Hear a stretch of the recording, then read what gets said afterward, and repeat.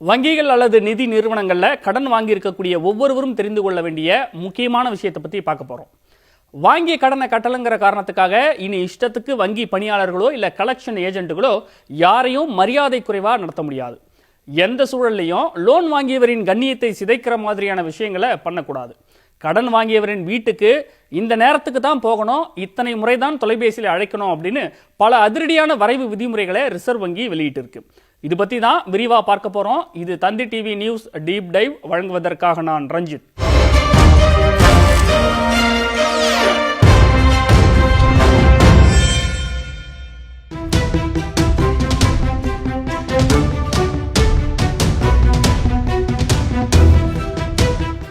இன்றைய காலகட்டத்தில் வங்கிகளில் கடன் வாங்காதவர்கள் யாருமே இருக்க மாட்டாங்க. தனிநபர் கடன், வீட்டுக்கடன், வாகன கடன், எல்லா வகையான கடன்களும் வங்கிகளில் வழங்கப்படுது. வட்டி கம்மி, இவ்வளவு பெனிஃபிட்ஸ்லாம் கிடைக்கும் அப்படின்னு ஆசை வார்த்தைகளை அள்ளி வீசி வாலண்டியராக வந்து கடனை கொடுத்துட்டு அப்புறம் திரும்ப கட்ட முடியாத சூழலில் கடன் வாங்கியவரை வங்கிகள் பாடாய்படுத்திடுறாங்க அப்படின்னு நீண்ட காலமாகவே தொடர் குற்றச்சாட்டுகள் முன்வைக்கப்படுது. தவிர கடன் தொகையை கரெக்டான நேரத்துக்கு செலுத்த தவறினா வாடிக்கையாளர்களுக்கு கணிசமான தொகை அபராதமாக விதிக்கப்படுது. இது மட்டும் இல்லாமல் சம்பந்தப்பட்ட வாடிக்கையாளர்களின் கிரெடிட் ஸ்கோர் குறைந்து போய்விடுகிறது. அவரால் அடுத்து வேற எங்கேயுமே கடன் வாங்க முடியாத அளவுக்கு சிக்கல் பெருசாகி விடுகிறது. பொதுத்துறை வங்கிகளாவது கடனை திரும்ப வசூலிக்கிறதுல ஓரளவுக்கு கண்ணியத்தை கடைபிடிக்கிறாங்க. ஆனால் தனியார் நிதி நிறுவனங்கள் அடியாட்கள் போல ஏஜென்ட்டுகளை வீட்டுக்கு அனுப்பி கடனை மிரட்டி வசூலிக்கும் சம்பவங்கள் தொடர்ந்து நடந்துகிட்டு தான் இருக்கு. பொதுமக்களிடமிருந்து தொடர்ந்து புகார்கள் வந்துகிட்டு தான் இருக்கு.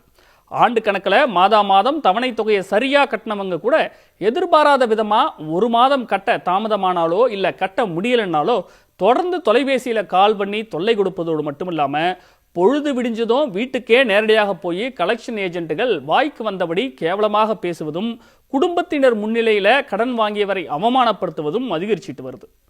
துரதிருஷ்டவசமா சில நேரங்களில் இந்த அவமானத்தை தாங்க முடியாம கடன் வாங்கியவர் உயிரை மாய்த்து கொள்ளும் சம்பவங்களும் நடக்குது. இந்த நிலையில தான் கடன் வசூல் செய்வதில் புதிய வழிமுறைகளை கொண்டு வந்திருக்கு ரிசர்வ் வங்கி. அதன்படி வங்கிகளுக்கு கடன் வசூல் செயல்முறையை மிகவும் கடுமையானதாகவும் வெளிப்படைத்தன்மையுடனும் மாற்றுவதற்காக கடன் வசூல் செய்வதற்கான புதிய வரைவு விதிகள் வெளியிடப்பட்டிருக்கு. 2026 மத்திய பட்ஜெட்ல வங்கி வாடிக்கையாளர்களின் உரிமைகளை பாதுகாக்க நடவடிக்கை எடுக்கப்படும்னு மத்திய நிதியமைச்சர் நிர்மலா சீதாராமன் சொல்லியிருந்தாங்க. இதன் தொடர்ச்சியா இப்ப commercial banks responsible business contact second amendment directions 2026 என்ற பெயர்ல வரைவு விதிகள் ரிசர்வ் வங்கி வெளியிட்டிருக்கு. இது தொடர்பாக வங்கிகள், நிபுணர்கள், பொதுமக்களின் கருத்துக்கள் கேட்கப்பட்டிருக்கு. மார்ச் 6 வரைக்கும் இதுக்கு கால அவகாசம் வழங்கப்பட்டிருக்கு. புதிய விதிமுறைகளின்படி ஒவ்வொரு வங்கியும் தெளிவான முறையான கடன் வசூல் கொள்கையை உருவாக்கணும். தவணை செலுத்துவதில் சிரமமுள்ள நபர்களை கண்டறிந்து ஆலோசனை கொடுக்கறதுக்கும் அதுக்கான தீர்வுகளை வழங்குவதற்கும் வங்கிகள் தான் பொறுப்புன்னு ரிசர்வ் வங்கி தெரிவிச்சிருக்கு. குறிப்பா கடன் வாங்குபவர்கள் தங்களோட அங்கீகரிக்கப்பட்ட ஏஜென்ட்டுகள் யார் அப்படிங்கிறத தெரிந்து கொள்வது உறுதி செய்யப்படணும். அதுக்கேற்ப வங்கிகளின் வலைதளங்கள், செயலிகளில் தகவல்களை இடம்பெற செய்யணும். தவிர வங்கி கிளைகளில் அங்கீகரிக்கப்பட்ட ரெக்கவரி ஏஜென்ட்டுகளின் பட்டியல் வெளிப்படையாக ஒட்டி வைக்கப்பட வேண்டும்னு சொல்லப்பட்டிருக்கு. வங்கியின் நடத்தை விதிகளை பின்பற்றுவேன்னு கடன் வசூல் முகவர்கள் கிட்ட இருந்து வங்கிகள் எழுத்துப்பூர்வமான உறுதிமொழியை வாங்குவது கட்டாயமாக்கப்பட்டிருக்கு. கடன் வாங்கியவர் பற்றிய எல்லா தகவல்களையும் ரெக்கவரி ஏஜென்ட்டுகள் கிட்ட வங்கிகள் கொடுத்துவிடக்கூடாது. அவசியம் தேவைப்படும் விவரங்களை மட்டுமே வழங்க வேண்டும்னு நிபந்தனை விதிக்கப்பட்டிருக்கு. வாடிக்கையாளர் கொடுத்த புகார்கள் எதுவும் நிலுவையில் இருந்தா அது தீர்க்கப்படும் வரை கடன் வசூல் நடவடிக்கைகளை நிறுத்தி வைக்கணும்னு சொல்லப்பட்டிருக்கு.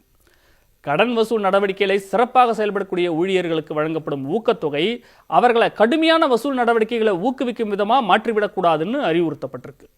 காலை 8 மணிக்கு முன்பும் மாலை 7 மணிக்கு மேலையும் கடன் தொகையை கேட்டு எந்த ஒரு வாடிக்கையாளருக்கும் கால் செய்யக்கூடாதுன்னு ரிசர்வ் வங்கி கடன் வசூலுக்கான முக்கியமான நிபந்தனையை கொண்டு வந்திருக்கு. கடன் தொகையை வசூல் செய்யும் பணியில் இருக்கக்கூடிய ஏஜென்ட் நிறுவனங்கள் எப்படி நடந்து கொள்ளணும் அப்படிங்கிறது தொடர்பான வழிகாட்டு நெறிமுறைகளையும் ரிசர்வ் வங்கி வெளியிட்டிருக்கு. குறிப்பிட்ட நேரங்களில் கால் பண்ணாதீங்கன்னு வாடிக்கையாளர் சொன்னா அப்படிப்பட்ட கோரிக்கைகளை மதிச்சு நடக்கணும். கடன் வாங்கியவரை தவிர அவரது குடும்ப உறுப்பினர்களையோ இல்ல உறவினர்கள், நண்பர்களையோ கடன் வசூல் நிறுவனங்கள் தொந்தரவு செய்யக்கூடாது. வாடிக்கையாளர்கள் எங்க வர சொல்றாங்களோ அவர்கள் விரும்பும் இடத்துல தான் சந்திக்கணும். வேற ஒரு இடத்துக்கு வர சொல்லி நிர்பந்திக்க கூடாது. கடன் வாங்கிய வாடிக்கையாளர்கள் கிட்ட எக்காரணம் கொண்டும் தகாத வார்த்தைகளை பயன்படுத்தக்கூடாது. கண்ணியமான வார்த்தைகளை மட்டுமே பயன்படுத்தணும். கடன் வசூல் செயல்முறையின் எந்த நிலையிலையும் வாடிக்கையாளர்களை மிரட்டக்கூடாது. கடன் வாங்கியவரின் வீட்டில் துக்கம் அல்லது திருமண நிகழ்ச்சிகள், பண்டிகைகள், விழா காலங்கள், மழை வெள்ளம் மாதிரியான பேரிடர் பாதிப்புகளின் போது கடன் வசூலுக்கு செல்வதை தவிர்க்க வேண்டும் என்பதும் விதியாக சேர்க்கப்பட்டிருக்கு. கொடுக்கப்படும் தொகைக்கு சரியான ரசீது கொடுக்கணும். எழுத்துப்பூர்வமான தொடர்புகளுக்கு ஏஜென்ட்டுகள் வங்கியோட அனுமதியை பெறுவது கட்டாயமாக்கப்பட்டிருக்கு. சட்ட நடவடிக்கை எடுப்பதற்கு முன்போ அல்லது சொத்துக்களை கையகப்படுத்துவதற்கு முன்போ எழுத்துப்பூர்வ அறிவிப்பை முதல்ல கொடுத்துவிட்டு அதன் பிறகே சட்ட நடவடிக்கையை தொடங்கணும். எடுத்த உடனேயே சட்ட நடவடிக்கையை செய்யக்கூடாது. வாடிக்கையாளரின் பிரைவசி, அதாவது தனி உரிமைக்கு மதிப்பு கொடுத்து கடன் வாங்கியவர் அல்லது உத்தரவாதம் அளித்தவருடன் மட்டுமே தொடர்பு கொள்ள வேண்டும். இப்படி வாடிக்கையாளர்களுக்கு பாதுகாப்பு தரக்கூடிய வகையில் சாதகமான நிறைய அம்சங்கள் புதிய வரைவில் சேர்க்கப்பட்டிருக்கு. இதே போல சிறிய வங்கிகள், நிதி நிறுவனங்கள், நகர்ப்புற கூட்டுறவு வங்கிகளுக்கும் இந்த வரைவு விதிகள் தனித்தனியாக வெளியிடப்பட்டிருக்கு. மைக்ரோ ஃபினான்ஸ் கடன் வகையின் கீழ் வரும் வாடிக்கையாளர்கள் தொடர்ச்சியாக 2 முறை சொன்ன இடத்துக்கு வர தவறினா மட்டுமே வீட்டுக்கோ அல்லது அலுவலகத்துக்கோ அவங்கள சந்திக்க போகணும் அப்படின்னு சொல்லப்பட்டிருக்கு. வலுக்கட்டாயமாகவோ அல்லது விதிகளுக்கு எதிராகவோ மீட்பு வழிமுறைகள் மேற்கொள்ளப்படுவதை ரிசர்வ் வங்கி தடை செஞ்சிருக்கு. வாடிக்கையாளர்களுக்கு தொலைபேசி மூலமாகவோ சமூக ஊடகங்கள் வழியாகவோ தேவையில்லாமல் மெசேஜ் அனுப்பி தொந்தரவு செய்யக்கூடாது. அனுமதிக்கப்பட்ட நேரத்தை தாண்டி அதிகப்படியான கால்ஸ் பண்ணக்கூடாது. தெரியாத புது நம்பர்ல இருந்து ஃபோன் பண்ணி மிரட்டும் துணியில பேசக்கூடாது. கடன் வாங்கியவரின் உறவினரையோ நண்பர்களையோ கூட வேலை பார்க்கும் சக ஊழியர்களையோ துன்புறுத்தக்கூடாது. கட்ட வேண்டிய தொகை பற்றி தவறான தகவலையோ இல்லை சட்ட நடவடிக்கை பற்றின மிகைப்படுத்தப்பட்ட தகவலையோ வழங்கக்கூடாது. இப்படி அடுக்கடுக்கா புதிய வரைவு விதிகளில் ஏராளமான விதிகள் கொண்டு வரப்பட்டிருக்கு. இதையெல்லாம் மீறி வங்கி அதிகாரிகளோ இல்லை கடன் வசூல் ஏஜென்ட்டுகளோ தப்பா நடந்துக்கிட்டா அதுக்கு சம்பந்தப்பட்ட வங்கியோ அல்லது நிதி நிறுவனமோ தான் முழுமையாக பொறுப்பேற்க வேண்டியிருக்கும் என்பதையும் ரிசர்வ் வங்கி தெளிவுபடுத்தி இருக்கு. இது மட்டும் இல்லாமல் வங்கிகளின் நிதி சார்ந்த மற்ற தயாரிப்புகள் வாடிக்கையாளர் சம்மதம் இல்லாமல் வலுக்கட்டாயமாக வாங்க வைக்கக்கூடாதுன்னும் விதிகள் கடுமையாகுது.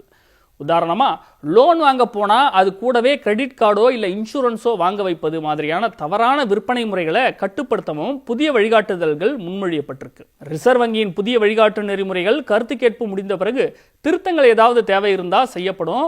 இறுதி வரைவுக்கு ஒப்புதல் வழங்கப்பட்டதுன்னா ஜூலை 1ஆம் தேதி முதல் அமலுக்கு வரும்னு அறிவிக்கப்பட்டிருக்கு. சரி, இது ஒரு பக்கம் இருக்க, சேமிப்பு கணக்குகளில் குறைந்தபட்ச இருப்பு தொகையை பராமரிக்க தவறும் வாடிக்கையாளர்களுக்கு அபராதம் விதிப்பதை வங்கிகள் நிறுத்தணும்னு மத்திய அரசுக்கு பரிந்துரை செய்யப்பட்டிருக்கு.